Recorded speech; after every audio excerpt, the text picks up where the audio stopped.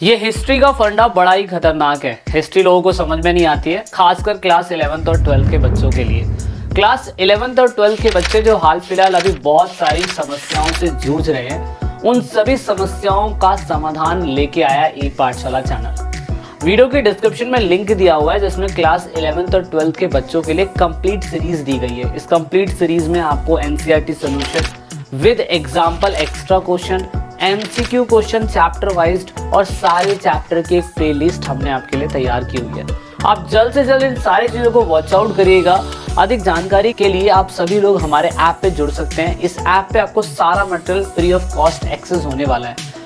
आप वेट किस चीज़ का कर रहे हैं, जल्द से जल्द जाइएगा, ऐप डाउनलोड करिएगा, ये सारा एक्सेस आपको वहाँ पे मिलने वाला है।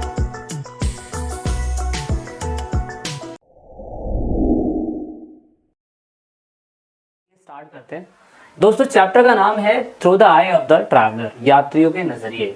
मैंने यहाँ पे 3 बंदों की शक्ल ले रखी है, अल बरूनी, इब्न बतूता, फ्रांसो बर्नियर। तीनों के बारे में इसमें बताने की कोशिश करी गई है। चलिए, so come to the point, the account of the traveller. अच्छा, इससे पहले मुझे अलाउद्दीन खिलजी की एक बात याद आ गई।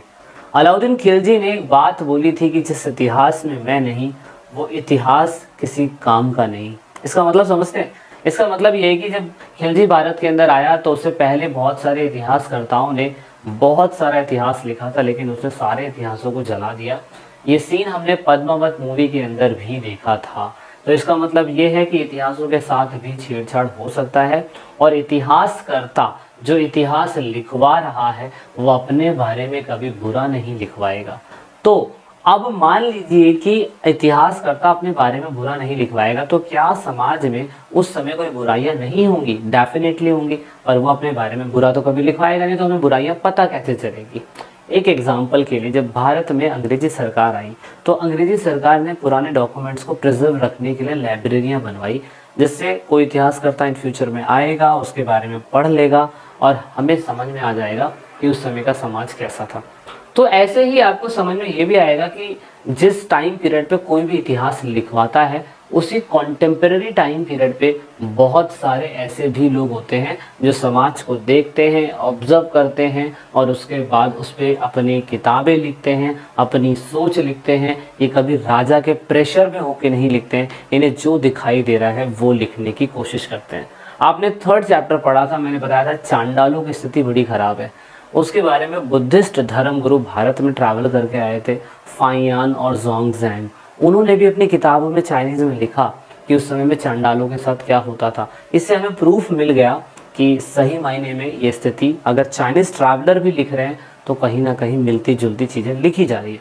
तो इतिहास में जो चीज़ें होती है वही देखने की ज़रूरत है, वही चीज़ लोगों को पढ़ने की ज़रूरत है और वही चीज़ लोगों को समझने की ज़रूरत है। आइए हम यात्रियों की आंख के थ्रू, यात्रियों के नज़रिए, दैट मीन्स यात्रियों ने जो देखा उसके थ्रू समझने की कोशिश करेंगे और आपको डीपली समझाने की कोशिश करेंगे कि किस टाइम पीरियड में कौन आया, उसने हमारे भारतीय समाज को कैसा देखा जो दूसरी किताबों में नहीं लिखा हुआ। तो aspect of the social life of the people, ये ट्रैवलर हमें बताते हैं उस टाइम का जीवन का पहलू कैसा था। This chapter discuss how the traveller account enrich our understanding of the past. ये अध्याय में बताता है कि यात्रा के वृत्तांत जो है हमारी इतिहास में जो रही समझ थी वो कैसी होगी। ज़्यादातर तो बहुत सारे ट्रैवलर एनसीईआरटी में दिए हुए हैं, पर फोकस इन तीनों पे ही करा गया है, अल बरूनी, इब्न बतूता, फ्रांसो बर्नियर, और उसके अलावा और भी बहुत सारे हैं। वो एनसीईआरटी के लास्ट में आपको पूरी लिस्ट मिल जाएगी जो एनसीईआरटी में है, पर फोकस इन तीनों पे करा गया क्योंकि इन लोगों ने बहुत कुछ लिखा। अब दोस्तों, ये लोग 10वीं शताब्दी से लेके 17वीं शताब्दी तक सब कुछ लिखते आ रहे थे। ये 10वीं शताब्दी से लेके 17वीं शताब्दी होता कितना है, मैं आपको थोड़ा सा अंदाज़ा बता दूँ तो 0 से अगर हम लोग कम से कम 10वीं शताब्दी का मतलब होता है 1100, इस टाइम पीरियड से आते हैं और लगभग 1800 का टाइम पीरियड देखते हैं, तो ये पूरा कम से कम 700 सालों का टाइम पीरियड जो है, ये पूरा का पूरा हमें इतिहास बताने की कोशिश करी जाती है कि इस टाइम पीरियड पे इन लोगों ने क्या क्या देखा और क्या क्या बदला। तो ज़्यादातर इन्होंने किस पे फोकस करा? इन लोगों ने समाज, सांस्कृतिक वातावरण, रोज़मर्रा में होने वाली गतिविधियाँ और जो भी प्रथाएं चल रही थी, जो भी प्रैक्टिस चल रही थी, जो भी एक्टिविटी चल रही थी पर डे की, इन्होंने उन पर फोकस करा। Their account deal with the affairs of the court, religious issues, architectural feature and the monument. इनका जो भी अकाउंट था, जो भी हमें मिला रिटर्न में, वो धार्मिक मुद्दों से रिलेटेड, आर्किटेक्चुरल से रिलेटेड, सुविधाओं और स्मारकों से संबंधित है। सोचिए कितनी ज़्यादा इंपॉर्टेंट बात हो सकती है जो एनसीईआरटी आपको इनके थ्रू बताने की कोशिश कर रही है। तो आइए शुरुआत से एक की बात करते हैं इस वीडियो के अंदर, देन अगली में दूसरे की, अगली में दूसरे की, ऐसे कर लेंगे तो 3 वीडियो में ही, 3 से 4 वीडियो में ये चैप्टर खत्म हो जाएगा। बात करते हैं अल बरूनी की। अल बरूनी का बॉर्न आप देख सकते हैं 1973 के अंदर हुआ है, तो इट मीन्स दैट लगभग 77 साल की एज में तो मर गए थे, तो 11वीं शताब्दी में तो ये जिंदा थे, तो इसीलिए हम इनका इतिहास सही कह सकते हैं कि ये सही कह रहा होगा एनसीईआरटी वाला। तो ख्वारिज़म में पैदा हुए, तो एक डायनेस्टी थी, वहाँ से बिलोंग करते थे, उज्बेकिस्तान के रहने वाले थे, ठीक है। मॉडर्न में अभी ये अफगानिस्तान के थोड़ा पास में पड़ता है। इनका धर्म इस्लामिक था।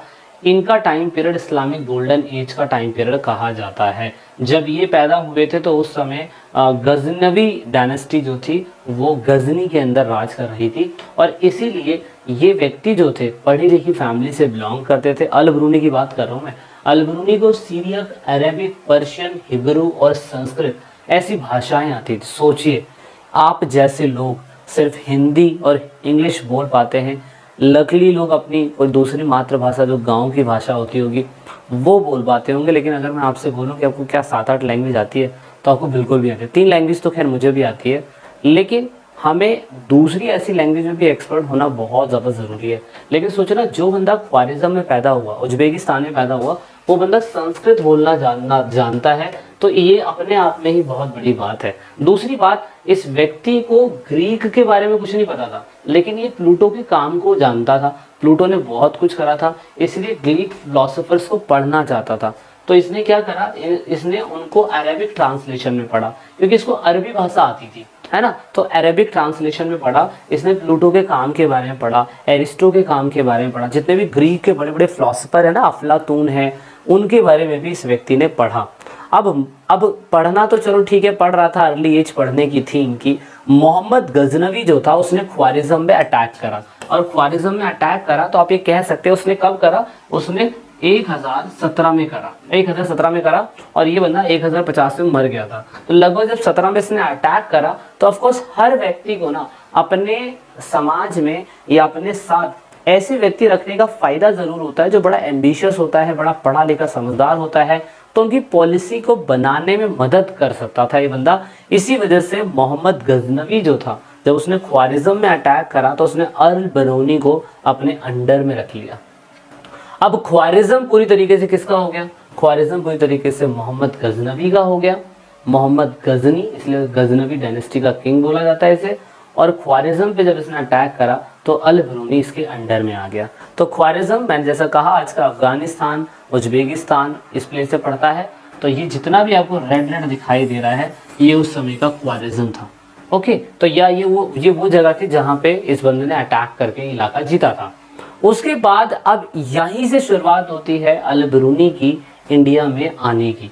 1017 में उसने ख्वारिज़म में अटैक करा तो अल बरूनी उसका गुलाम बन गया। अब यहाँ पे why and when did the Al Biruni came to the India, ये हमारे लिए बहुत बड़ा क्वेश्चन है। तो इसने क्या करा, जब गजनवियों ने पंजाब और सिंध के आसपास के प्लेस पे अटैक करना चालू कर दिया, तो उस टाइम पीरियड पे अल बरूनी गजनवियों के साथ भारत में आ गया। और भारत, आपको पता है पंजाब जो है भारत का ही हिस्सा है। तो when he got the chance to Indian texts and Indian religion and the philosophy, और वहीं से ही ये बंदा हमारे जब टच में आया भारत के, तो यहाँ से पंजाब के लिटरेचर, पंजाब का धर्म, पंजाब का नहीं भारत का धर्म, भारत की संस्कृति, भारत के टैक्सेस, भारत का कल्चर, भारत का ट्रेडिशन, ये सब इसने पढ़ना चालू करा और यहाँ से इसको मौका मिलना शुरुआत हो गई।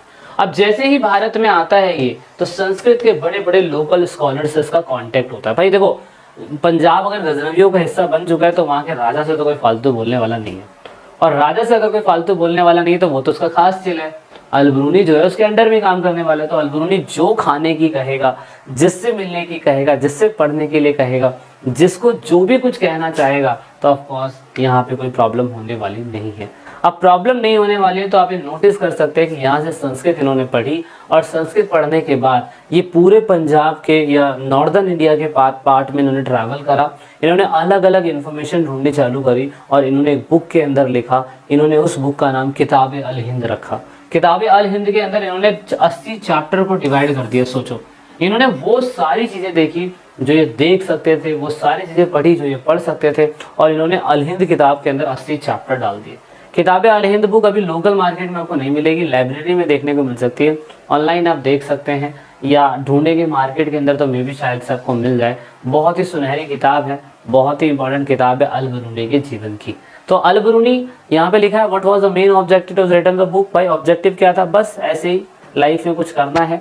तो इन्होंने इन सारी बुक के अंदर क्या क्या रखा, उन्होंने रिलीजन के बारे में पढ़ाया, उन्होंने फिलोसफी के बारे में, फेस्टिवल के बारे में, एस्ट्रोनॉमी के बारे में, एल्केमी के बारे में, मैनर एंड कस्टम के बारे में, social life, weight, measurement system, iconography, law and metrology, measurement of law बोलते हैं। चलो ये सब इस बंदे ने इसके अंदर रखा। हालांकि और भी हो सकता है, पर एनसीईआरटी सारी चीजें तुम्हें लिखेगी, 80 के 80 विषय तुम्हें लिखने बैठ जाएगी। बस उसने बताया कि इसने ऐसा नहीं जो तुम आप मैथ, साइंस, संस्कृत पढ़ते हो, बायोलॉजी, ज्योग्राफी, हिस्ट्री ये सब पढ़ते हो, ये सब नहीं बताया। इसने समाज में उन चीज़ों को देखा जो हमारी नज़रें नहीं देख सकती थी। फेस्टिवल किस तरीके से मनाया जाता है, लोगों का रिलीजन बिलीफ कैसा था, ये सब इस बंदे ने बनाने की कोशिश करी। अब जब इसने किताब लिखी थी तो उसमें इसने मैथमेटिकल अप्रोच अपनाई। मैथमेटिकल अप्रोच का मतलब ये होता है कि इसने जो भी चीज़ कंपेयर करा, इसने दूसरी कंट्री से कंपेयर करा, और दूसरा हर एक मैथमेटिकल अप्रोच में आंसर करने से पहले क्वेश्चन होता है, तो इसने हर किसी का एक क्वेश्चन बनाया, जब आंसर लिखा या उत्तर दिया तो इसने उसको कंपेयर करके दूसरी कंट्रियों के अंदर कंपेयर करके इसने इसको आंसर देने की कोशिश करी। He was familiar with the translation and adoption of Sanskrit, Pali, Prakrit texts into the Arabic। ये बंदा संस्कृत सीख चुका था, अरबिक इसको पहली आती थी, पाली टेक्सेस को, प्राकृतिक टेक्सेस को, संस्कृत टेक्सेस को इसने अरबिक में ट्रांसलेट करा और उसमें पढ़ने की इसने कोशिश शुरू कर दी।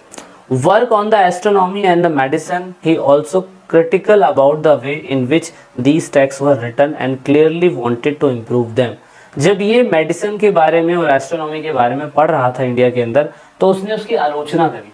उसने बताया कि जिस तरीके से लिखे हुए, जिस तरीके से इनको पब्लिश करा गया है या छापा गया है, उनका एक गलत तरीका है, उसमें इम्प्रूवमेंट होने की ज़रूरत है, ऐसा इसका मानना है।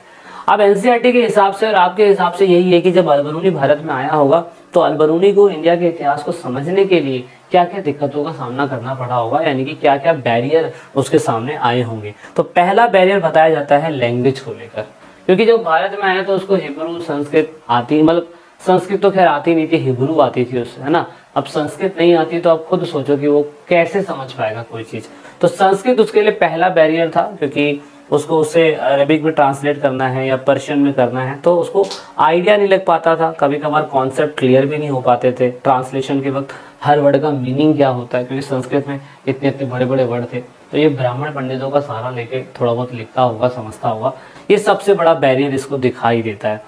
दूसरा एक बैरियर जो इसे दिखाई देता था वो था different religious believe and the practice.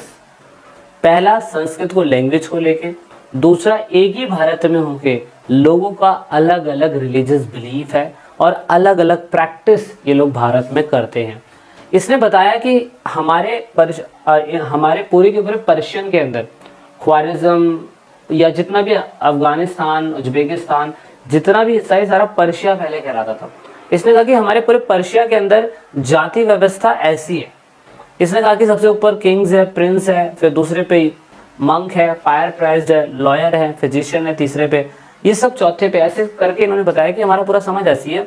और हम ऐसा नहीं है कि किसी को भी हम कुछ भी कह देते हैं, लेकिन हमारे इसमें ये है कि अगर आप किसी भी वर्ग कैटेगरी से हो, भगवान को पूजने की परमिशन सभी के पास है। लेकिन ये पर्शिया का एम्पायर पूरा मैंने दिखा दिया मैप के अंदर। इसने बताया कि भारत के अंदर ऐसा नहीं है। भारत में वर्ण कैटेगरी दे रखी है और वर्ण कैटेगरी के हिसाब से जो मुंह से बने हैं ब्राह्मण, जो भुजाओं से बने हैं वो क्षत्रिय, जो जांघों से बने हैं वो वैश्य, और जो पैरों से बने हैं वो शूद्र है। ये इसने अपनी क्या कहते हैं डिस्क्रिप्शंस में बताने की कोशिश करी थी। उसने बताया कि इस्लाम धर्म के भीतर सभी पुरुष और सभी महिलाओं को पालन करने का, भगवान को पूजने का सेम अधिकार है, चाहे वो किसी भी व्यवस्था से या क्लास कैटेगरी से आता हो। और जबकि यहाँ इंडिया के अंदर ऐसा नहीं था। वर्ण सिस्टम के अंदर इसने बताया कि शूद्रों को मंदिर में एंट्री करने की परमिशन नहीं होती थी। तो उसने कहा कि मेरे हिसाब से सिस्टम बिल्कुल गलत है, इसको ठीक करने की ज़रूरत है। और यही बात गौतम बुद्धा ने अपने जीवन में कही थी, है ना। तो अल बरूनी बताते हैं कि जाति व्यवस्था उनके लिए बिल्कुल गलत थी, उनके दृष्टिकोण के हिसाब से इसमें कुछ ना कुछ क्या कहते हैं बदलने की ज़रूरत है। तो इसीलिए उन्होंने एक क्या कहते हैं एक चीज़ डिस्क्राइब करके डिफाइन करी थी। However, in the real life, the system was not quite as rigid. For instance, the category defined as अंत्य। उन्होंने कहा कि शूद्र नहीं होते, अंत्य होते हैं। अंत्य का मीन्स होता है लास्ट बॉर्न या लॉ बॉर्न। जैसे कि उनके में होता है कि लास्ट में स्लेव होते हैं, और इन्होंने बताया कि शूद्र नहीं होने चाहिए, अंत्य होने चाहिए। अंत्य is a Sanskrit word which is compounded with the two words. अंत्य मीन्स एंड लास्ट, और अंजे means born. Thus it means that last born. Hinduism had a strong belief in a caste system. There are 4 castes of Varna. Caste were initially meant to be determined by the worker professional practice by the person. उसने कहा कि भाई India के अंदर ही caste system बड़ा खतरनाक होता है, और कास्ट सिस्टम में सभी लोगों को फॉलो करते ही हैं। पर अंत्योदय का मतलब refer to the people of low caste होता है। ठीक है, तो ये थोड़ा सा इन्होंने फोकस करके बताने की कोशिश करी, और उन्होंने बताया कि अंत्योदय के अंदर बहुत सारे लोग होते हैं। चांडाल होते हैं, रजाका होते हैं, है ना, कार होते हैं, भीला होते हैं, कैवित्रा होते हैं। ये सारे वो लोग हैं जो अंत्योदय की कैटेगरी में आते हैं इनके हिसाब से। बाकी एनसीईआरटी क्या बताती है वो आप देख सकते हैं कि ये भी एनसीईआरटी के अंदर थोड़ा सा डिफाइन करा हुआ है। तो this is your last question. एक अन्य क्षेत्र में आए यात्री के लिए स्थानीय क्षेत्र की भाषा का ज्ञान कितना आवश्यक है। अभी कभी आप भी कहीं ट्रैवलिंग करते हुए मान लीजिए कि आप मणिपुर चले गए, तो मणिपुर की भाषा ही आपको नहीं आती, तो आपको समझ में क्या आएगा। ये इस बंदे को भाषा नहीं आती थी, फिर भी उसने इतनी सारी चीज़ें लिख दी, और हमारे लिए आज एक बहुत इंपॉर्टेंट चीज़ देके गए हैं। ये इन्होंने उस टाइम पीरियड पर जाति व्यवस्था को गलत बता दिया जो उनके टाइम पीरियड से कई हज़ारों साल पहले थी, है ना। तो ये थोड़ी सी इंपॉर्टेंट चीज़ें जानने वाली। So I hope that you like. तो दोस्तों अब जो हम देखने जा रहे हैं ना, हम देखने जा रहे हैं इब्न बतूता के बारे में। आपने एक गाना भी सुना होगा, इश्किया मूवी है और दिल तो बच्चा है जी, तो उसके अंदर इब्न बतूता शब्द का इस्तेमाल भी हुआ था। तो दोस्तों इब्न बतूता का असल में पर्शियन नेम है ये, और पर्शियन नेम के अंदर इब्न बतूता भारत के अंदर कब आए, भारत में कहाँ से आए, किसके टाइम पीरियड पे आए, भारत के अंदर जब ये आए तो उस टाइम पीरियड में इन्होंने क्या सीखा क्या नहीं सीखा, और उसके बाद ये उस टाइम के समाज को अपनी बुक के अंदर क्या कवर करके हमें मैसेज दे रहे थे या समझाने की कोशिश कर रहे थे, जो उस टाइम के रहे इतिहासकर्ताओं ने समाज में नहीं लिखी, जो इस व्यक्ति ने अपनी किताब में लिखने की कोशिश करी। सबसे पहले ये बहुत बड़े ब्लॉगर हैं, जैसे कि Saurabh Joshi blog daily YouTube पे ट्रेंडिंग पे रहता है। तो वो बेचारा बहुत छोटी सी जगह ही घूमा है, मतलब पूरा वर्ल्ड नहीं घूमा होगा, वर्ल्ड टूर तो करा ही नहीं होगा, बट इसे हम ग्लोबली लेवल पे विश्व का पहला एक ऐसा यात्री बोलते हैं कि इसने इतनी दुनिया घूमी उस टाइम पीरियड में। तो अगर ये उस टाइम पे यूट्यूब चैनल चला रहा होता तो आज मेरे को लगता है कि यूट्यूब पे तीसरी से ज़्यादा इसके सब्सक्राइबर होते, क्योंकि दुनिया के सारे ऐसे प्लेस पे घूम के आया है, कहाँ रहता था, कहाँ आके बस गया और कहाँ रहने लग गया। बहुत लंबी जर्नी है जो आपको वीडियो में पूरी पता चल जाएगी। वैसे तो ये अफ्रीका के कॉन्टिनेंट मोरक्को की कंट्री के अंदर रहते हैं। मोरक्को की कंट्री के अंदर तंजीर के अंदर ये पैदा हुए थे। शुरुआती समय से ही फैमिली में लिटरेचर और स्कॉलरशिप मतलब शिक्षा जो है, विद्वान जो है, इनकी फैमिली में पहले से ही थे, इसलिए यंग एज से ये पढ़ाई लिखाई में काफ़ी अच्छे माने गए थे। तो आप प्लेस मैप में देख सकते हैं। और he considered that knowledge gain through the traveller is more important source than the book. ये सबसे इम्पोर्टेंट बात मेरे को अपनी लाइफ में और आप सभी लोगों को भी अपनी लाइफ में अडॉप्ट करनी चाहिए। इन्होंने कहा था किताबों से जानने से अच्छा ये है कि ट्रैवल करके चीज़ों को जानो, समझो समाज के अंदर क्या चल रहा है। जब उसे वॉच आउट करोगे ट्रैवलिंग के थ्रू तो आपको पता चलेगा कि रियलिटी ऑफ द लाइफ क्या है। तो ये इन्होंने एक मैसेज दिया जो एनसीईआरटी के अंदर लिखा हुआ है कि इन्होंने कहा कि जो भी चीज़ें सीखना चाहती है पुस्तक के माध्यम में नहीं सीखना चाहते, ये घूम के सीखना चाहते हैं। दैट इज़ वाई आप कह सकते हैं इन्होंने बहुत ज़्यादा चीज़ें एक्सप्लोर करी, दुनिया के दूर दूर प्लेसेस को एक्सप्लोर करा, नई दुनिया, नए खोज, नए लोगों से ये व्यक्ति मिले। तो आप ये देख सकते हैं यहाँ पे तंजवीर है, ठीक है, ये आपको मैप में दिखाई दे रहा होगा, 1 सेकेंड। और जहाँ जहाँ पे आपको ये दिखाई दे रहा है कि यहाँ पे ट्रैवल इस बंदे ने करा, जहाँ पे भी इस बंदे ने यहाँ ट्रैवल करा, कहाँ पे, 1 सेकेंड, ओके। तो route of ibn Battuta, red वाला जो आपको दिखाई दे रहा है 1325 से लेके 27, यानी कि 2 सालों के अंदर ये बंदा यहाँ चला गया। उसके बाद आपको ग्रीन दिखाई दे रहा है तो 1330 से लेकर 1332 में जो आपको मोरक्को के आसपास से फिर ये पूरा दिखाई दे रहा है, यहाँ केनिया वेनिया इधर सब ये है 1332 से लेके 1346 तक। तो आप ये देख सकते हो इंडिया के अंदर इस टाइम पे आया, देन उसके बाद चाइना गया, बीजिंग गया, ये सब गया, और उसके बाद 1339 से लेके 1353 तक ये दोबारा हमारे को आया, फिर यहाँ के आसपास की कंट्री में घूमा। देख रहे हो, मतलब पूरी लाइफ ये घूमता ही रहा, पता नहीं पैसे इसे कहाँ से मिल रहे होंगे, लेकिन सोचने वाली बात है कि ये बंदा इतना ट्रैवल कर रहा है, 2 साल 6 साल 8 साल। कितने यूट्यूबर हैं जो यूट्यूब पर वीडियोस बनाते हैं और फिर पूरा का पूरा ट्रैवलिंग ब्लॉग दिखाते हैं आज की डेट में, क्योंकि ये पॉसिबल है, लेकिन उस टाइम पीरियड पे तो पॉसिबल नहीं था, लेकिन फिर भी ये बंदा इस टाइम तक घूमा ही। तो आप देख सकते हो लगभग 1325 से लेके ये बंदा 1353 तक ये घूमता ही रहा। लगभग 25 साल से ज्यादा, 28 से 30 साल ये पूरी जिंदगी घूमा ही। तो घूम के कितना एक्सपीरियंस इस बंदे ने लिया होगा। और भारत के अंदर जो आपको जो थोड़ा सा वायलेट कलर का दिखाई दे रहा है, वो दिखाई दे रहा है 1332 से लेकर 1346 के बीच में, ये इस समय भारत के अंदर हिट करा था। तो ये जो भारत के अंदर हिट करा था, और ये चीज हमारे लिए ज्यादा जरूरी है। ओके, तो ये हमने समझ लिया। ये इंडिया में आने से पहले ऑफ कोर्स बहुत सारी जगह गए, जैसे कि अभी हमने बताया कि इंडिया में आने से पहले 1325 1330 ये कम से कम 5 से 7 साल दूसरी और प्लेसेस पे भी होके आया था। तो ट्रैवलिंग की प्लेसेस अगर हम देखें, Syria, Iraq, Persia, Yemen, Oman, east Africa के कुछ कॉस्ट है, कुछ ट्रैवलिंग प्लेसेस है, यहाँ पे बंदा बड़े पैमाने में गया। और उसके बाद भारत के अंदर इसकी एंट्री होती है 1332 के अंदर, जैसा कि यहाँ पे दिखा रखा है 1332 से लेकर 46 के बीच में ये भारत के ही आसपास रहता है। तो ये पेपर के लिए आपके लिए बहुत ज्यादा जरूरी है, और यहीं से आपको मिलती है नॉलेज कि इब्न बतूता जो है 1332 से लेकर 33 के बीच में भारत यानी कि सिंध के आसपास के इलाकों में ये बंदा हिट करता है। और जैसे ही ये हिट करता है, उस टाइम पीरियड में भारत के अंदर तुगलक डायनेस्टी चल रही थी, और तुगलक डायनेस्टी के राजा मोहम्मद बिन तुगलक उस टाइम पे राज कर रहे थे। सुन्नी मुसलमान थे, ये शिया और सुन्नी दोनों मुसलमान होते हैं। उस टाइम पीरियड पे इन्हें सुल्तान कहा जाता था, और गयासुद्दीन तुगलक के बाद मोहम्मद बिन तुगलक पावर में आए थे। तो आप टाइम पीरियड देख सकते हो 1325 से लेकर 1351 के बीच में ये बंदा, 1325 से लेकर 1351 के बीच में बंदा पावर में था दिल्ली के अंदर तुगलक डायनेस्टी से। और जो मोरक्को से आया था वो 1332 से लेके 1349 तक ये पूरे भारत को विजिट करता है, घूमता है। तो मोहम्मद बिन तुगलक के टाइम पीरियड में ये व्यक्ति जो था आपका इब्न बतूता, वो हमें भारत में देखने को मिलता है। Okay, so the sultan was impressed by the scholarship of ibn Battuta and appointed him as a qazi और अ जज ऑफ दिल्ली।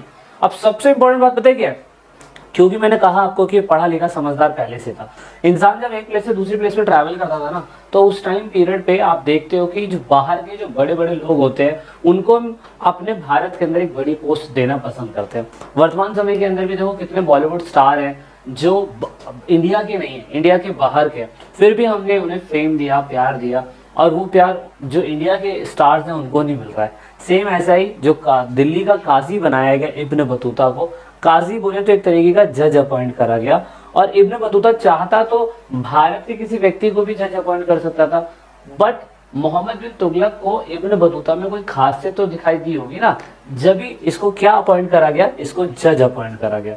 तो यहाँ पे बताता है इब्न बतूता की किस तरीके से मोहम्मद बिन तुगलक का कोर्ट किस हिसाब से उसने बताया।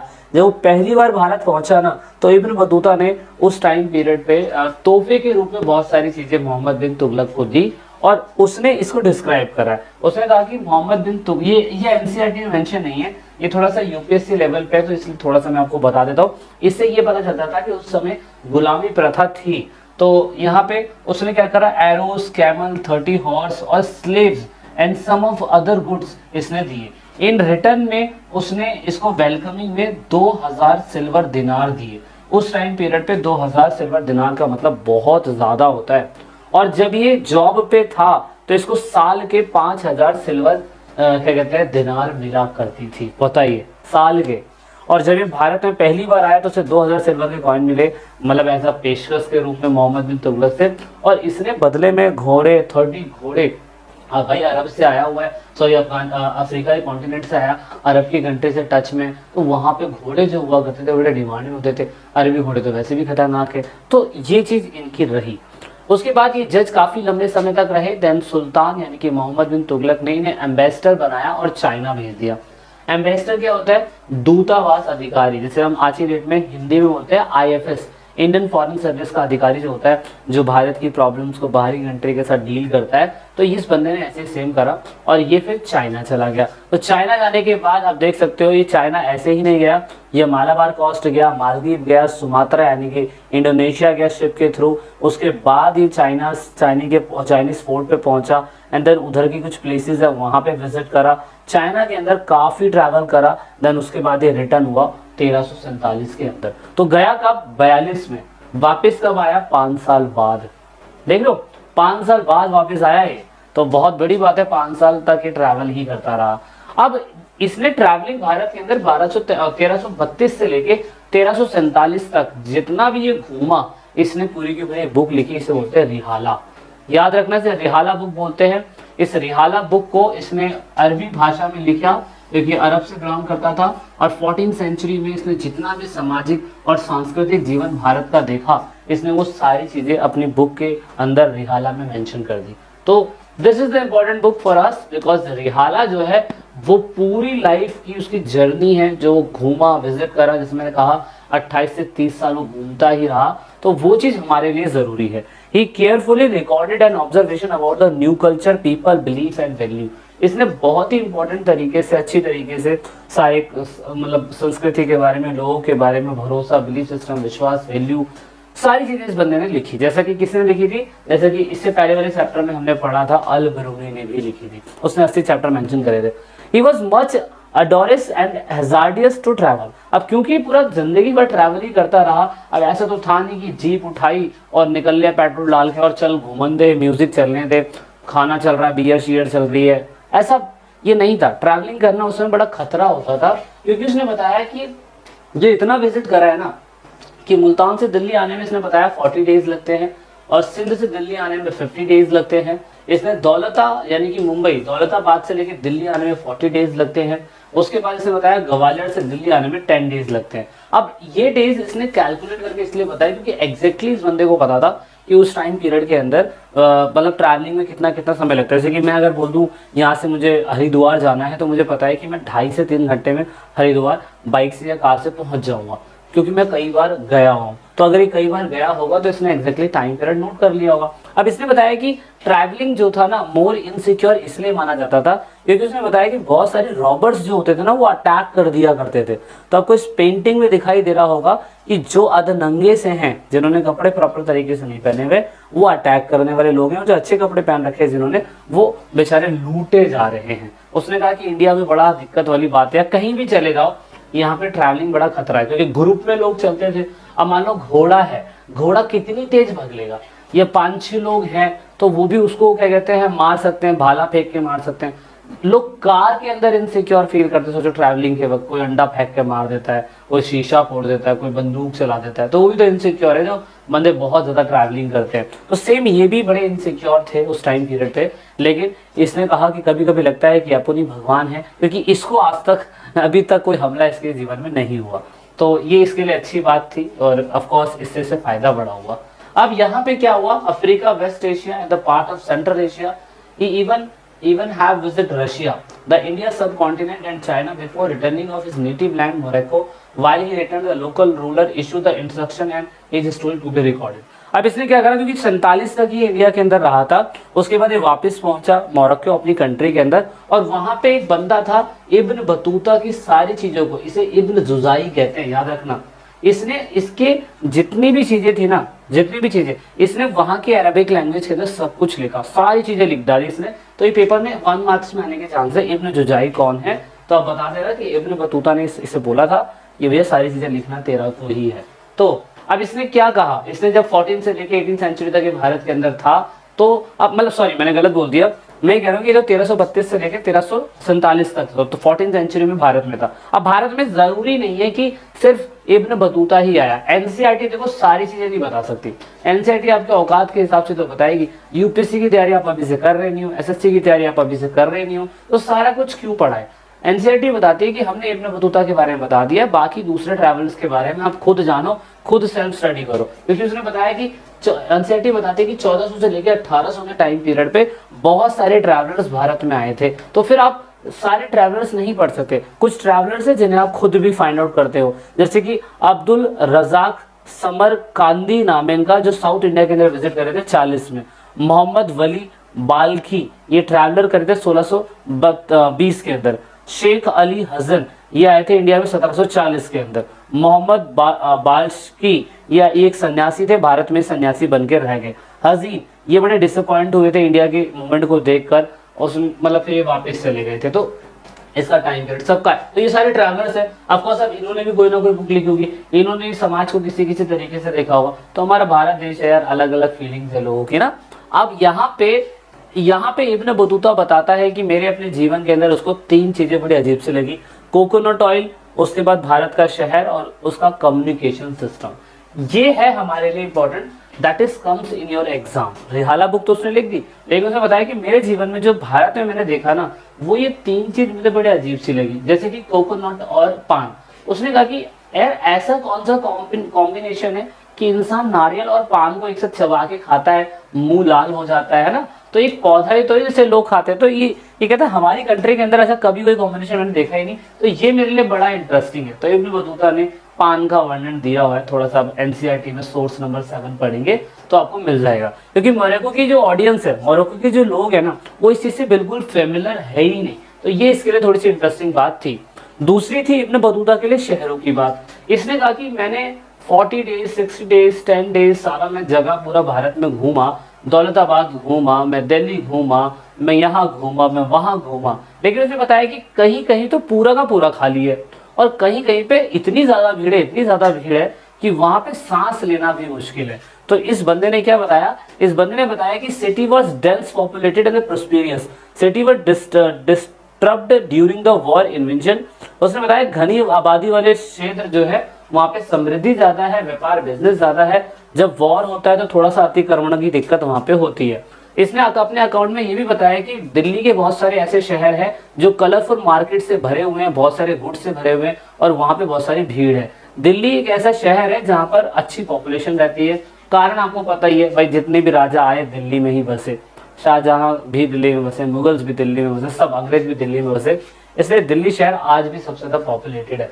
ज्योग्राफी में आपने पढ़ा होगा हमारी पीडीओ लेक्चर सीरीज के अंदर, वो मैंने आपको पूरा का पूरा बताया हुआ है। उसने बताया कि जो दौलताबाद आज का मद्रास है, महाराष्ट्र सॉरी, वहां पे दिल्ली के कंपैरिजन में थोड़ी सी कम आबादी है, लेकिन वहां पे भी आबादी ज्यादा है।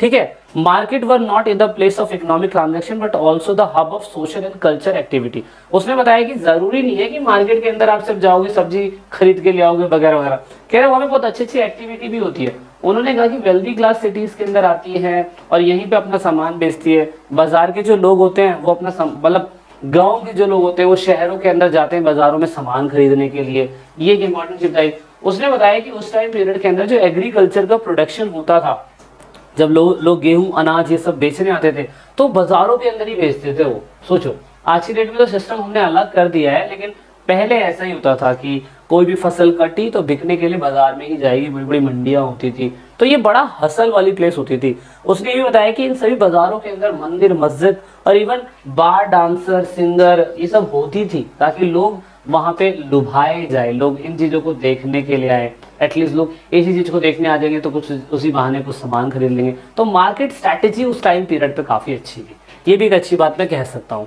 ही सेज दैट, इसने ये भी बताया कि इंडिया के अंदर मार्केट इसलिए अच्छा कनेक्ट था क्योंकि भारत का कपड़ा, सूती कपड़ा, मलमल कपड़ा, रेशम, बोरेक्स करके एक चीज होती है, उसमें ये सब बड़ा अच्छा था, साटन बहुत अच्छा था। उन्होंने बताया कि मेरे टाइम पीरियड में जब वो भारत के अंदर थे, मतलब मेरे टाइम पीरियड बोले तो जो इब्न बतूता बोल रहे हैं कि मेरे टाइम पीरियड पे ये इतना ज्यादा अच्छा साटन का कपड़ा बनाते थे, सुलिन का कपड़ा बनाते थे, मतलब मसलिन बोलते हैं ना, मलमल का कपड़ा बनाते थे जो इतना बारीक होता था कि उसमें ठंडी के टाइम पीरियड में गर्मी लगती थी और गर्मी के टाइम पीरियड में ठंडी लगती थी। तो भारतीय बाजारों के अंदर बाहर से भी लोग आते थे, मसाला खरीदने के लिए लोग बाहर से आया करते थे। दूसरा इसने बताया यूनिक सिस्टम ऑफ क्या कहते हैं ट्रांसपोर्टेशन या कम्युनिकेशन का। उसने बताया कि देखो राजा एक प्लेस पे दिल्ली में बैठा हुआ है, दौलताबाद में अगर कोई कांड हो जाए तो राजा के पास तुरंत मैसेज कैसे पहुंचता था। इसने बताया कि रास्ते में उन सभी लोगों के लिए इंस बने हुए हैं। इंस का मतलब होता है सराय। जैसे बाहर का मान लो कि कोई अरेबिया से या कोई अरब से आता है मसाले खरीदने के लिए भारत, अब उसको रास्ते में जैसे भारत में एंट्री करेगा तो जगह जगह पे रुकने के लिए गेस्ट हाउस दिए हुए, इंस दिए हुए जो फ्री ऑफ कॉस्ट होते थे। तो एक अच्छी बात थी, राजा उस टाइम पीरियड में बनाता था। उसने बताया कि यहाँ पे जो पोस्टल सिस्टम था बड़ा इंपॉर्टेंट था। उसने कहा कि इतने दूर दूर हमें घोड़ों से जाने में समय लगता था, पर एक मैसेज को पहुंचने के लिए 3 दिन लगते थे। जो घोड़ों से जा रहे हो 1.5 दिन 1 दिन में ही पहुंचा दिया करते थे। और स्ट्रैटेजी बड़ी खतरनाक थी। स्ट्रैटेजी क्या थी? स्ट्रैटेजी ये थी कि पोस्टल सिस्टम 2 तरीके का होता था। एक था उल्लुक, जो उसने अपनी भाषा में बोला, ये घोड़ों के थ्रू होता था। इसमें कहा जाता था कि हर 3 किलोमीटर के अंदर 4 माइल्स लिखा हुआ है, 3 किलोमीटर होता है। ये आई थिंक इसे चेक भी कर लेना, मैं श्योर नहीं उसके बारे में। लेकिन इसने बताया कि हर एक, जैसे कि घोड़ा भागता हुआ गया, उसके हाथ में संदेश है, तो दूसरी जगह पे जो बंदा खड़ा होता था ना, उसको संदेश मिला, वो भी भागना चालू कर देता था। देखो कोई एक इंसान अगर भागेगा घोड़े को लेके, 24 घंटे नहीं भाग सकता। लेकिन अगर हम 3-3, 4-4 किलोमीटर के अंदर दूसरे बंदे को तैनात रखेंगे, तो इससे क्या होगा कि अगर एक बंदा भागा 3 किलोमीटर तक अपनी पूरी जान से, तो उसने तो अपना टास्क पूरा कर दिया। अगले को वो क्या कहते हैं, वो पकड़ा देता था, जो भी न्यूज या इन्फॉर्मेशन होती थी। फिर वही घोड़ा उतनी ही तेजी से भागता था 3 किलोमीटर 4 किलोमीटर तक। फिर अगले 3-4 किलोमीटर पे दूसरे लोग होते थे। तो ऐसे मैसेज को जल्दी से पहुंचाने का तरीका उल्लुक बोला गया। और दावा सिस्टम जो था ये भग के होता था। ये बंदा भगता हुआ जाता था, जैसे कि मान लो 700 मीटर, 600 मीटर या 1 किलोमीटर, इतना भागा, भगते हुए गया और फिर दूसरे बंदे को पहुंचा, फिर वही भगता हुआ गया। तो ये है हमारा दावा सिस्टम। तो दोस्तों ये था कि उस टाइम पीरियड पे भारत में ये इब्न बतूता ने ये सारी चीजें महसूस करी। अब दूसरा एनसीईआरटी आपको क्या बताता है? एनसीईआरटी आपको ये बताता है कि उस टाइम पीरियड में बहुत सारे पोर्तुगीज भी इंडिया के अंदर आए थे, इंडिया के सब कॉन्टिनेंट में आए थे। ये सारे नेम भी आपको पढ़ने होंगे, इन सब के बारे में भी आपको जानना होगा। ये सारी पिक्चरें कुछ कुछ एनसीईआरटी में दी है, कुछ कुछ एनसीईआरटी में नहीं दी हुई है। तो आपको पता करना होगा, जैसे कि यहाँ पे बारबोसा करके नाम है, ये और क्या कहते हैं साउथ इंडिया के अंदर आए थे और उन्होंने ट्रेड के बारे में और सोसाइटी के बारे में बताया था कि इंडिया के अंदर उस समय ट्रेड और सोसाइटी कैसी चल रही थी, है ना। एक ये व्यक्ति हैं नोबिली है, ये Indian tax into the European language, इन्होंने भारतीय टैक्सेस को यूरोपियन लैंग्वेज में कन्वर्ट करा, समझ लो। तो ये थोड़ी सी बेसिक लगेगा। आगे बात करते हैं हम लोग फ्रांसवा बर्नियर के बारे में। Who is he? दोस्तों फ्रांसिस्को या फ्रांसवा बर्नियर अगर मैं पढ़ता हूँ तो उसमें आप टेंशन मत लीजिएगा, लगभग चीज़ें एक जैसी है। हिंदी में कुछ और प्रोनाउंस होती है और इंग्लिश में कुछ और होती है। तो मैं सिर्फ फ्रांसिस्को नहीं पढ़ूंगा, फ्रांसवा पढ़ूंगा, कि हिंदी में फ्रांसवा लिखा हुआ है।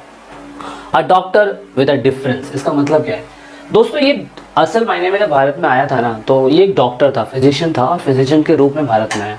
लेकिन इसने समाज को उस नज़रिए से देखने की कोशिश करी जो इसने अपनी book in the Mughal Empire, travelling in the Mughal Empire, जो बुक इसने लिखी थी, उस बुक में इसने ऐसी जानकारियां दी जो उस टाइम पीरियड के समाज के बारे में बताता है। हालांकि हमारे ज़रूरी इसीलिए है क्योंकि हम पढ़ ही इसलिए रहे हैं कि हम देखना चाहते हैं कि कौन कौन से लोग भारत में आए और उन्होंने क्या क्या देखा। तो फिजिशियन थे, शुरुआती समय में देखें तो फ्रेंच में इनका बर्थ हुआ था। बाय प्रोफेशन ये फिजिशियन थे, और यहाँ पे मैं कह सकता हूँ कि ये पॉलिटिकल फिलोसोफर बने और हिस्टोरियन भी बने क्योंकि भारत में आए थे। इनको भारत के अंदर उस टाइम पीरियड में मौका मिला जिस समय मुगल साम्राज्य भारत के अंदर राज कर रहा था, और काफ़ी लंबे समय तक ये भारत में रहे। 12 साल बहुत बड़ी बात होती है कि आप एक प्लेस पे 12 साल रहे अपनी कंट्री को छोड़कर। तो सोचिए आज के डेट में भी अगर आप लोग गाँव जाके रहने के लिए, मैं आपको बोल दूँ कि अभी अगर आप 12th क्लास में 17-18 साल के हैं और आप कह दो भाई अब जाके आप जहाँ पे भी रहते हैं आप उस जगह को छोड़कर एक नई जगह पे रहोगे 10-12 साल के लिए, तो बहुत अजीब सा और अटपटा सा लगेगा। लेकिन ये व्यक्ति 1655 से लेके 1668 के यानी कि 68 के टाइम पीरियड में भारत के अंदर रहे थे। भारत के अंदर देखो ये ना अल बरूनी की पिक्चर आपके उसमें दे रखी है। 17वीं शताब्दी के एक चित्र में बरूनी को यूरोपियन पोशाक के रूप में दर्शाया गया। हालांकि रियलिटी क्या है शक्ल मुझे नहीं पता, ये इंटरनेट पे कुछ और मिल रही है यहाँ पे, और आपके एनसीईआरटी के अंदर ये कुछ और हमें देखने को मिलती है। ठीक है, तो हम पिक्चर पे नहीं जाएंगे, हम बंदे के काम पे जाएंगे। भारत के अंदर इनको मौका कम मिलता है। He was a physician of prince Dara Shikoh, the eldest son of the empire of Shahjahan, and intellectual and scientist with तमिश्कंद Khan, an Armenian noble at the Mughal court. दोस्तों ये प्रिंस दारा शिकोह के क्या कहते हैं फिजिशियन थे। ये दारा शिकोह के फिजिशियन थे। ये आपको पता है शाहजहां के सबसे बड़े बेटे थे, औरंगजेब से बड़ी पोस्ट थी इनकी, और क्या कहते हैं इनकी जो सिस्टर थी उनसे भी बड़ी पोस्ट थी इनकी। राजा ने काफ़ी अच्छा पैसा भी खर्च करा था अपने बेटे की शादी में। उस टाइम पे 30 से 34 लाख रुपए औरंगजेब ने दारा शिकोह की औरंगजेब कह रहा हूँ, शाहजहां ने दारा शिकोह की शादी में लगाया था। तो वैसे तो थोड़ा सा मैंने इंटरनेट पे सर्च करा था, तो मुगल एम्पायर शाहजहां, उनके 16 बच्चे हैं ऐसा कहा जाता है। वो काफ़ी तो कह सकता हूँ कि 14 बच्चे जो थे वो मुमताज़ महल से थे, और मुमताज़ महल की डेथ के बाद क्या कहते हैं मुमताज़ महल 8 चिल्ड्रन वर अलाइव, मतलब जब 14 बच्चे हुए थे तो 6 बच्चे मर गए थे, लेकिन 8 बच्चे जो हैं वो जिंदा थे। 4 बेटी थी और 4 ही बेटे हमें देखने को मिलते थे। आप लोगों ने ज़्यादातर क्या कहते हैं जहान आरा बेगम के बारे में सुना होगा, रोशन आरा बेगम के बारे में सुना होगा। सबसे बड़े बेटे यहाँ पे दारा शिकोह है, उसके बाद शाह शाहजू है, औरंगजेब है, देन उसके बाद मुराद बख्श है। ये सारे नाम हैं जो उस टाइम पीरियड पे थे। तो प्रिंस दारा शिकोह जो थे चाहते थे कि बेटा जो है मेरे मरने के बाद पावर पे आए, लेकिन शाहजहां जो है वो 1657 में उनकी डेथ हो जाती है। उसके बाद पूरा साम्राज्य जो था फिर आपको पता है औरंगजेब ने ओवरटेक कर लिया था। तो ये थोड़ा सा बैकग्राउंड हिस्ट्री है जो मैं साथ साथ में बता रहा हूँ, ताकि आप लोगों को थोड़ा फैक्ट भी पता चलता रहे, है ना, इसीलिए। चलिए कम टू द पॉइंट। अब जब बर्नियर भारत के अंदर आता है तो भारत के बहुत सारे हिस्से पे वो घूमता है, अपनी ऑब्जर्वेशन देखता है, सिचुएशन देखता है भारत को, और वो अपने ईस्टर्न जितनी भी, क्योंकि फ्रांस तो भाई सिंपल सी बात है यूरोप कंट्री में ईस्ट वाले पार्ट में, और हम लोग वेस्ट वाले पार्ट में इंडिया के पार्ट में, तो जितनी भी ये भारत में चीज़ें देखता है, समाज को देखता है, वो सारा का सारा लुइस 16 के टाइम पीरियड पे ये रिटर्न में वहाँ लेके जाता है फ्रांस के अंदर। और वहाँ के जो राजा थे किंग लुइस 14, आपने लुइस 16 की कहानी सुनी होगी क्लास 9th के अंदर, लेकिन ये लुइस 14 है। लुइस 14 उस टाइम पीरियड पे फ्रांस में इनका बड़ा ही दबदबा था, अच्छा वाला। और तो ये सारा काम उन्होंने उनको दिया, और उस टाइम पीरियड पे फ्रेंच लैंग्वेज चलती थी, और फ्रेंच लैंग्वेज में ये सारा का सारा काम जो है ट्रांसलेट हुआ। पहले शुरुआती समय में फ्रांस में इन्होंने जो भी सोसाइटी इंडिया की देखी उसको 1670 से लेके 71 के बीच में फिर बाद में ट्रांसलेट करा गया इंग्लिश में, डच में, जर्मन में, इटालियन में। फिर हमारे भारत के अंदर ऑफकोर्स इंग्लिश आती थी भाषा, तो हमने सब कुछ पढ़ा उनके बारे में कि क्या बात है, इन्होंने हमारे भारत को उस टाइम पे इस तरीके से देखा था, इस तरीके से समझा था, तो हमें थोड़ी झलक मिली। इन्होंने अपनी कंट्री में और हमारी कंट्री में कंपैरिजन बताने की कोशिश करी, और वो कंपैरिजन क्या था सबसे इम्पोर्टेंट, उसमें उन्होंने बताया कि बर्नियर मुगल एम्पायर के काफ़ी हिस्सों में ढूंढे, उन्होंने ऑब्जर्वेशन देखा, उन्होंने क्रिटिकल इंसाइट भी देखे, मतलब उन्होंने अंतर्दृष्टि बताई, बहुत अवलोकन करने के बाद उन्होंने बताया कि he is constantly compared Mughal India with the contemporary Europe. उन्होंने कहा कि जो उस टाइम का भारत था ना, जिस समय मैं ट्रैवल कर रहा था भारत के अंदर, और दूसरे हिस्से भारत के अगर देखे जाएं तो कितना ज़्यादा अंतर उसे देखने को मिलता है। उन्होंने इस चीज़ को बिल्कुल क्लियर कट बताया कि हमारी यूरोपियन सोसाइटी जो है ना, वो मुगल एम्पायर के टाइम पीरियड पे जो भी सोसाइटी रह रही होगी वो हमारी सोसाइटी उनसे लाख गुना बेटर है। मतलब यहाँ पे वो हमारी सोसाइटी की बेइज्जती कर रहा है एक तरीके से। लेकिन क्यों बेइज्जती कर रहा है, उसने इसका प्रूफ भी दिया। उसने कहा कि मेरे को यात्रा करते समय ना मुगल एम्पायर की एक सबसे इंपॉर्टेंट बात क्या लगी, वो ये बात लगी, the question of land of ownership. ये सबसे इंपॉर्टेंट बात। उसने कहा मुझे ये जो जमीन के भूस्वामी को लेके सवाल है ना, इस पे मुझे बड़ा क्या कहते हैं बड़ा ही मलाल हुआ। दूसरा, a more complex social reality, no care for the artisans. उसने कहा कि भारत के अंदर इतने अच्छे अच्छे आर्टिशियंस हैं, उनकी कोई कदर ही नहीं है। इसने एक तो उस पर जोर दिया, और उसने मुगल सिटी के बारे में बताया, जैसे कैंप टाउन इसने बोला। और चौथा पॉइंट है sati and the women and the labour. तो इसने इन चारों टॉपिक को एक एक करके कवर करा, और इसने बताया कि हमारा यूरोप इनकी कंट्री के कंपैरिजन में ज्यादा अच्छा क्यों है। तो एक एक करके समझते हैं इन टॉपिक को, इसने बंदे ने क्या क्या बातें बोली। सबसे पहले लैंड ऑनरशिप की बात करी जाए तो लैंड ऑफ ऑनरशिप के लिए इन्होंने बोला कि आप लोगों को अच्छी तरीके से पता है कि हमारे यूरोप के अंदर, हमारे जैसे कि अगर आपने फ्रांस की क्रांति पढ़ी होगी तो आप लोगों को बहुत अच्छी तरीके से पता होगा कि फ्रांस के अंदर सोसाइटी जो है 3 वर्गों में डिवाइड थी। पहला क्लर्जी था, जिसे हम पादरी वर्ग बोलते हैं, दूसरा नोबेलिटी था, और तीसरा जो था हमारा, तीसरा क्या था, तीसरे हमारे आम आदमी, the mango people, normal man थे। अब इन्होंने कहा कि हमारे समाज में तो ऐसा होता था कि राजा जो होता था ना, किंग, जैसे लुइस 16 इनके टाइम पीरियड, लुइस 14 इनके टाइम पीरियड में था, वो इन सभी से टैक्स लेता था। ठीक है, इन सभी से टैक्स लेता था। हालांकि फ्रांस की क्रांति हुई इसी वजह से थी कि राजा इन दोनों कैटेगरी से टैक्स नहीं लेता था, बट इन लोगों से टैक्स लेता था राजा। ठीक है, मान लेते हैं टैक्स लेता है, लेकिन जो थर्ड कैटेगरी के लोग थे ना, उन थर्ड कैटेगरी के अंदर भी अलग अलग कैटेगरी थी। जैसे डॉक्टर, आर्टिशियंस अलग थे, उसके बाद नॉर्मल किसान लेबर अलग थे, वुमेन्स अलग थे, उनके राइट्स अलग थे।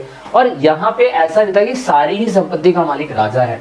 यहाँ पे जो किसानों के पास प्रॉपर्टी है, किसान उसी के अंदर से टैक्स देता है और किसान उसी के अंदर से प्रॉफिट जनरेट करता है और राजा को टैक्स दे देता है। लेकिन यहाँ पे पता है क्या बताया गया, यहाँ पे बताया गया है the question of land of ownership में बताया गया कि उन्होंने बताया कि फंडामेंटल डिफरेंस नॉर्मल सा ही है कि यूरोप के अंदर lack of private property land है और यहाँ पर क्या कहते हैं, आप कह सकते हैं कि यहाँ पे सारी प्रॉपर्टी राजा के हाथ में।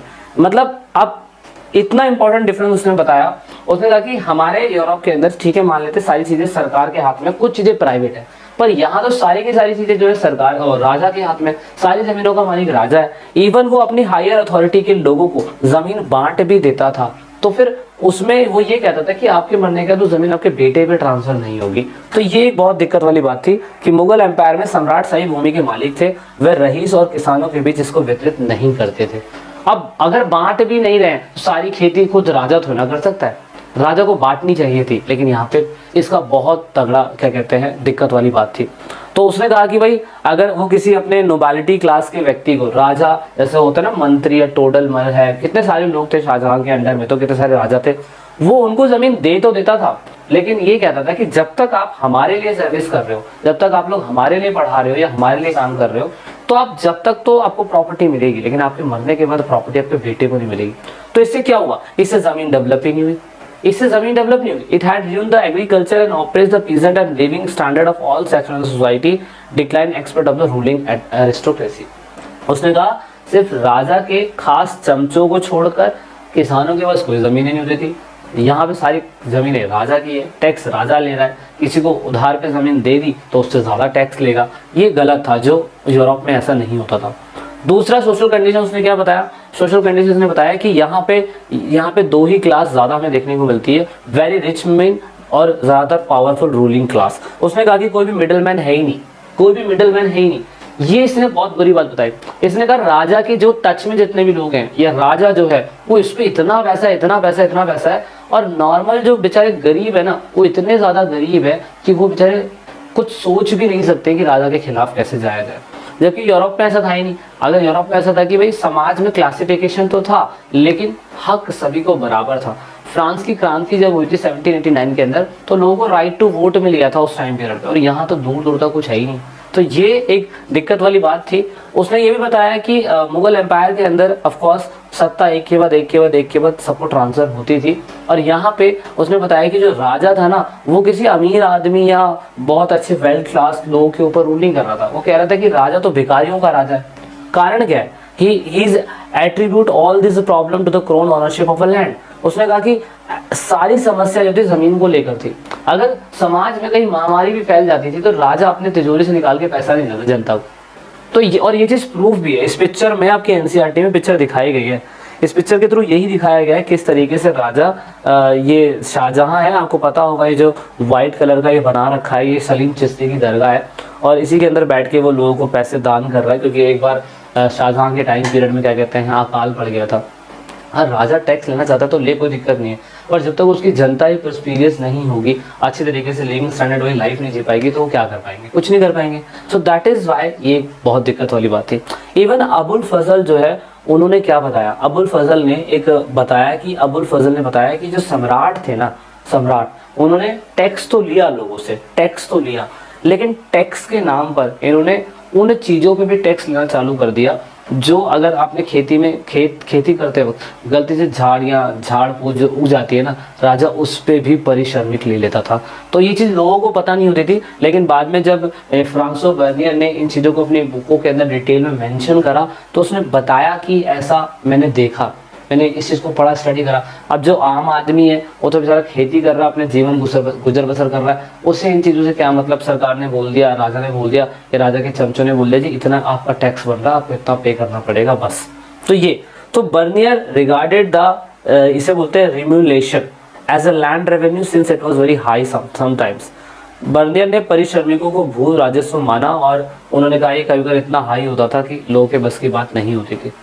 अब यही जो बर्नियर ने लैंड ओनरशिप के ऊपर बात करी थी, यही चीज मॉन्टेस्क्यू ने स्टडी करी और यही चीज बाद में कार्ल मार्क्स ने जाके स्टडी करी।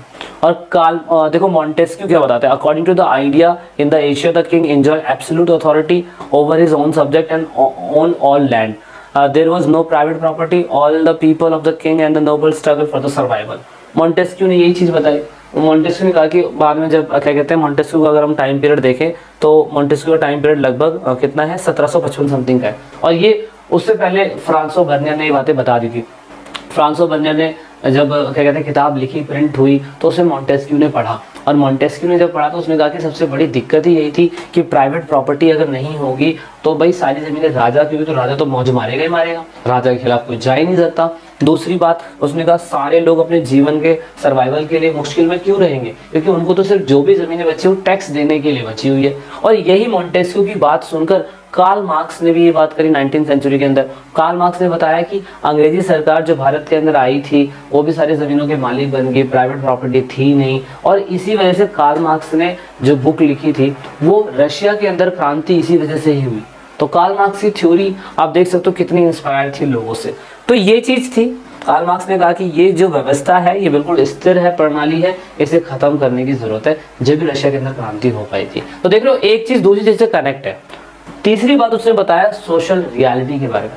उसने कहा कि वहाँ के जितने भी कारीगर हैं वो इतने ज़्यादा मतलब कुशल हैं कि सोने का चम्मच जिसमें पाने और माणिक जुड़े हुए हैं मुगल खाने शिल्प कला की खास दक्षता का एक अच्छा उदाहरण है। आप देख सकते हैं सोने का चम्मच है, उसमें देखो किस तरीके की चीज़ें बना रखी है, इतना मुश्किल है इसे बनाना, लेकिन उस टाइम पीरियड में वहाँ के लोगों ने बना के दिखा दिया था बिना किसी टेक्नोलॉजी के। तो ये फ्रांसो बर्नियर ने देखा, लेकिन वो कहता है कि राजा सिर्फ सारे स्टेट का जो भी प्रॉफिट होता है वो रखने पे विश्वास करता था, वो ये नहीं देखता था कि उसके कारीगर को किस तरीके से और अच्छा इंप्रूव किया जा सकता था। At the same time he agree that the vast quantity of the world previous metal followed into the India as manufacturing और export in exchange of gold and silver. ये भी उसने कहा कि भाई भारत के अंदर इतना अच्छा प्रीशियस मेटल मिलता था ना जो दूसरी कंट्री के अंदर एक्सपोर्ट होने के लिए जा रहा है, तो फिर भी राजा ने कभी सोचा नहीं कि यार जो आर्टिशियंस है उनके लिए कितना ज़्यादा प्रोटेक्शन किया जा सकता है। लॉन्ग डिस्टेंस ट्रेड उस टाइम पीरियड पे होता था, लेकिन ये तो राजा का महल है, राजा अपने आप को प्रॉफिट देखता था, नॉर्मल जनता भाड़ में जाए। तो आर्टिशियंस की कदर करनी जरूरी है भाई। एक टाइम था भारत के अंदर, आपने 11th क्लास में पढ़ा होगा एक चैप्टर इटली का। इटली में हमने पढ़ा था कि वो शहर डेवलप ही आर्टिशियंस की वजह से हुआ। वहाँ के कारीगर इतने ज़्यादा अच्छे बने कि वहाँ के राजा को इतना प्रॉफिट होने लग गया कि वो पूरी तरीके से इतना अमीर हो गया कि उसने कभी कल्पना भी नहीं करी थी कि वहाँ के कारीगर उसे अमीर बना देंगे। और यहाँ पे हमारे पास कारीगर है, बट मुगल्स जो थे शाहजहां, उन्होंने इस पर ध्यान नहीं दिया। तीसरा सबसे बड़ा पॉइंट बताता है मुगल सिटी के बारे में। वही बताते हैं कि राजा का महल इतना आलीशान था, लेकिन अगर हम 15% ऑफ पॉपुलेशन देखें ना तो सिर्फ उस टाइम पीरियड पे टाउन में रहती थी, लेकिन 85% of the people live in a camp. सोचिए घर तक नहीं है लोगों के पास, लोग टेंट गाड़ के रह रहे और उसको उन्होंने कैंप टाउन का नाम दिया। एक तरफ जहां राजा का एक आलीशान महल होता था, इतना तगड़ा महल होता था कि हम सोच भी नहीं सकते थे कि इतना ज्यादा पैसा उस समय राजा अपने महलों को बनाने के लिए लाता था, लेकिन अपनी जनता को वो घर तक मुहैया नहीं कराता। इंडिया के अंदर आज भी टाउन प्लानिंग है, आप लोगों को पता अच्छी तरीके से। सरकार अपना कुछ पैसा लगाती है और लोगों को घर बना के देती है। गांव अभी तो घर बनाने का चलन भी चल रहा है, लोग पैसा देते हैं और 1-1.5 लाख रुपए सरकार के थ्रू आता है, और जिनका मिट्टी का घर है उसका सीमेंट का घर बनाया जाता है। और उस टाइम पीरियड पे जितना पैसा आज टैक्स के रूप में आ रहा है, अगर हम उसको कंपैरिजन देखें तो उस टाइम पीरियड पे उतना पैसा आता था उनके पास, लेकिन कुछ करता नहीं थे वो लोग। कैंप टाउन कहता था वो, और वो कहता था कि उस टाइम पीरियड के अंदर ये थी कंडीशन। तो there were all kind of town सारे प्रकार के थे उस टाइम पीरियड पे भी, लेकिन मेन बात जो है, जो प्रोफेशनल लोग थे वो तो अच्छी जगह पे रहते थे, जो उनके कलीग्स हैं वो अच्छी जगह पे रहते थे, लेकिन जो बेचारे दूसरे टैक्स देने वाली जनता है उनकी हालत बड़ी ख़राब होती थी। व्यापारियों के पास उस टाइम पीरियड पे मैं कह सकता हूँ महाजन जैसे जो लोग थे उस टाइम पीरियड पे वेस्टर्न साइड की प्लेसेस पे रहते थे, इनको व्यापार के नियम बहुत सारे पता थे, लेकिन फिर भी उनकी कंडीशन उस टाइप पे नहीं थी। अच्छा, दूसरी बात है आपके गुलामी प्रथा, सबसे important, slave and the women's labour. यार राजा अगर इतना अमीर है तो उस टाइम पीरियड पे आप देख सकते हो मार्केट के अंदर गुलामों को खरीदा और बेचा जा रहा है। इस तरीके से मैं क्या कह सकता हूँ, गिफ्ट के रूप में उस समय गुलाम को खरीदा और बेचा जाता था। और ये तो मैं जब की बात बता रहा हूँ, जब दिल्ली के अंदर गुलाम डायनेस्टी चल रही थी, दिल्ली के अंदर जब खिलजी डायनेस्टी चल रही थी, मलिक गफूर हमने पद्मावत मूवी के अंदर देखा हो, तो उसका गुलाम था खास, है ना, और उसने उसको खरीदा, उसके संबंध बनाया, ये सब था उस टाइम पीरियड पे। तो ये हमने देखा भी था कि जब मोहम्मद बिन तुगलक के टाइम पीरियड पे इब्न बतूता आता है तो वो काफ़ी कुछ स्लेव खरीद के राजा को देता है, राजा बड़ा खुश हो जाता है। तो स्लेव को उस समय अलग अलग चीज़ों के लिए इस्तेमाल करा जाता था। ये हमने बहुत सारी मुगल्स की जो मूवी बनी है भारत के अंदर हमने देखा है। उस टाइम पीरियड के अंदर फीमेल का यूज़ सर्विस के लिए, सुल्तान को खुश करने के लिए, डांस के लिए, म्यूज़िक के लिए, फीमेल के ऊपर निगरानी रखने के लिए, क्योंकि उनकी वैसे भी इतनी वाइफ होती थी तो उनकी केयर कौन करेगा, तो ये सब दिक्कत थी। इब्न बतूता ने भी नोटिस करा था कि वुमेंस को गुलाम बनाया जाता था, उसने देखा कि लड़कों को गुलाम बनाया जाता था, उसने देखा कि जब वुमेंस को कहीं लाने ले जाने के लिए इस्तेमाल किया जाता था, उस समय डोला उठाने के लिए मेन का इस्तेमाल उस समय बहुत बड़े लेवल पे किया जाता था। इवन जो गुलाम थे घर का काम करने के लिए तो भाई तत्पर हमेशा तैयार रहते थे। अब उन्होंने बताया कि हमारे यहाँ पे और यहाँ पे वुमेन्स को अगर अंतर देखा जाए तो कितना डिफरेंस है।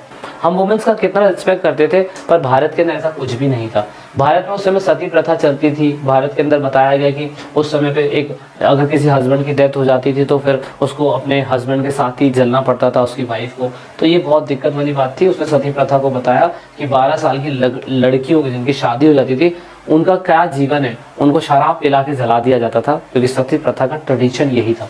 और वुमेन लेबर बहुत देखा उन्होंने कहा कि बहुत ही क्रूशियल कंडीशन होती थी कि एक महिला एग्रीकल्चर का काम भी करती थी और एक महिला बेचारी घर का काम भी कर रही है। तो हमारे वेस्टर्न कंट्री के अंदर ऐसा नहीं था, इनका कहना ही था। ये तो मैं मानता हूँ ये काफ़ी इंपॉर्टेंट था।